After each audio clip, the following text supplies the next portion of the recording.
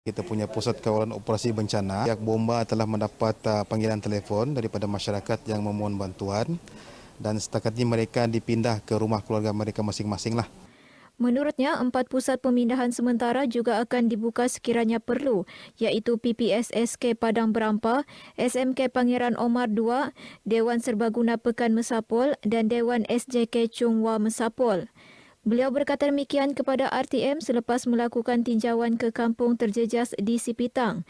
Tinjauan turut disertai Ahli Parlimen Sipitang, Yamani Hafiz Musa. Terdahulu, Yamani yang juga Timbalan Menteri Keuangan menyerahkan bantuan wang ihsan bernilai RM17,500. Bantuan daripada Agensi Pengurusan Bencana Negara NADMA ini diserahkan kepada 35 ketua isi rumah di daerah Sipitang yang terjejas banjir pada bulan Mei, Oktober dan September lalu. Turut diserahkan bantuan keuangan kepada 7 badan bukan kerajaan terpilih. Kementerian Pendidikan melalui Jabatan Pendidikan Negeri Sabah serta pengurusan sekolah setiap daerah di negeri ini siap siaga mendepani sebarang kemungkinan bencana banjir. Ia termasuk kerjasama pelbagai agensi dalam menyediakan keperluan sama ada tenaga kerja atau kemudahan prasarana menempatkan penduduk terjejas bencana.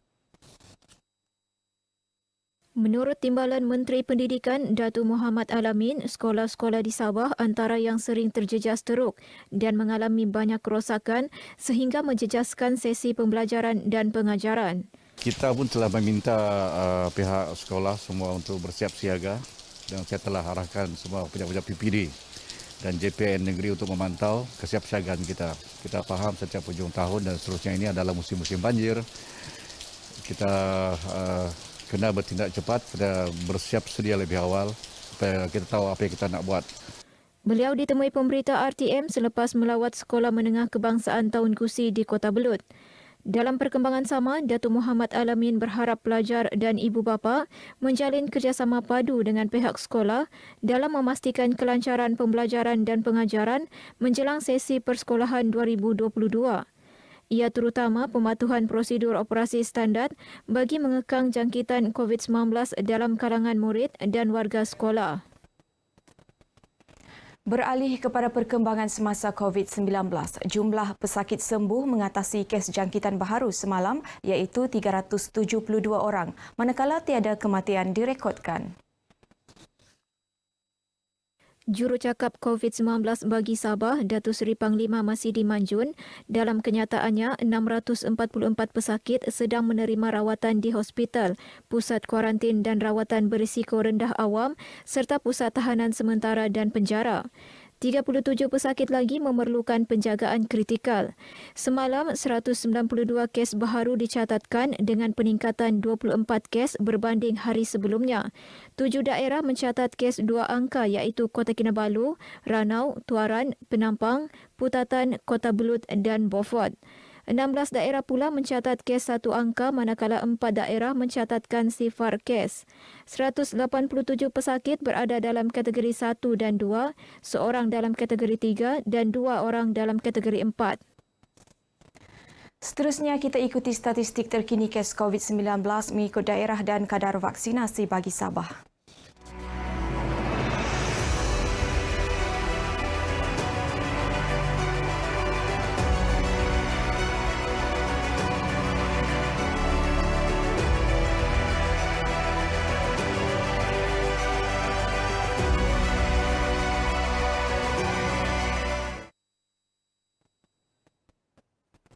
Susulan penularan varian baharu COVID-19 Omicron, Sabah mewajibkan semua pengembara dari 11 buah negara yang merekodkan jangkitan Omicron yang tinggi perlu menjalani kuarantin wajib selama seminggu di ibu negara sebelum memasuki negeri ini. Menteri Kerajaan Tempatan dan Perumahan Datuk Seri Panglima Masidi Manjun menegaskan sekiranya pengembara terlibat disahkan positif COVID-19, mereka perlu menjalani kuarantin dan rawatan di Kuala Lumpur sehingga disahkan negatif. Supaya melalui kuarantin wajib di Kuala Lumpur dahulu sebelum dibenarkan untuk balik ke Sabah. Artinya kalau ada pelawat daripada United Kingdom hendak datang ke Sabah ataupun orang Sabah yang melawan United Kingdom untuk balik ke Sabah, dia perlu kuarantin 1 minggu di Kuala Lumpur. 11 negara terlibat ialah United Kingdom, Arab Saudi, Australia, Norway, France, Kanada, Denmark, Nigeria, United States, India dan Pakistan.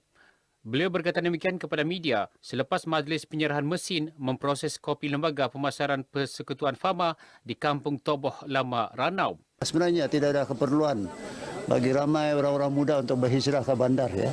Mereka boleh menjadi penanam kopi yang yang menjanjikan pendapatan yang tinggi dari hasil mahsul sebagai peniaga dan juga sebagai petani kopi.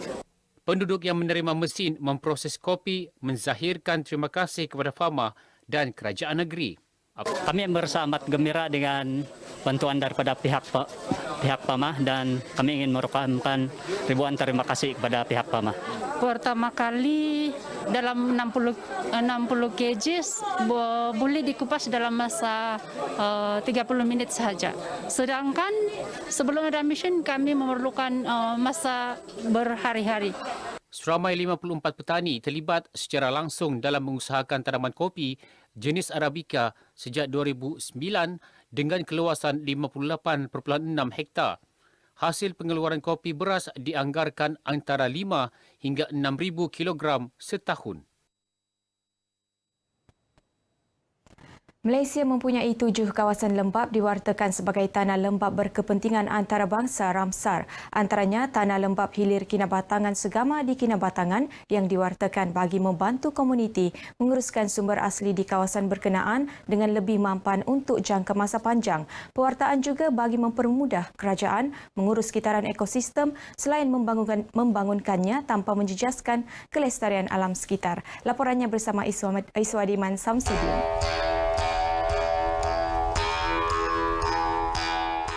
Di isytihar sebagai tapak Ramsar pada 28 Oktober 2008 menerusi Konvensyen Ramsar di Changwon, Korea, tanah lembap hilir Kinabatangan Segama berkeluasan 78,803 hektar menjadi tapak Ramsar terbesar negara. Ia menghimpunkan 3 hutan simpan iaitu Hutan Simpan Terusan Kinabatangan, Hutan Simpan Kuala Meruap dan Kuala Segama serta Hutan Simpan Kulamba. Baiklah saudara, ketika ini saya berada di Menara Tinjau Kulamba Field Center di tapak Ramsar Tanah Lembap Hilir Kinabatangan Segama. Dan menara tinjau setinggi kira-kira 70 kaki ini didirikan khas kepada petugas-petugas di kawasan tapak Ramsar ini untuk memantau berkemungkinan berlakunya kejadian kebakaran di kawasan hutan persekitaran tapak Ramsar ini. Dan ketika berada di menara tinjau ini, pada sebelah pagi anda juga boleh menyaksikan matahari terbit dan pada sebelah petang pula matahari terbenam. Uniknya ia memiliki 7 kategori hutan iaitu bakau, pantai, pesisir pantai, nipah, paya gambut, paya air tawar dan tanah rendah. Sekaligus menjadi habitat pelbagai flora dan fauna.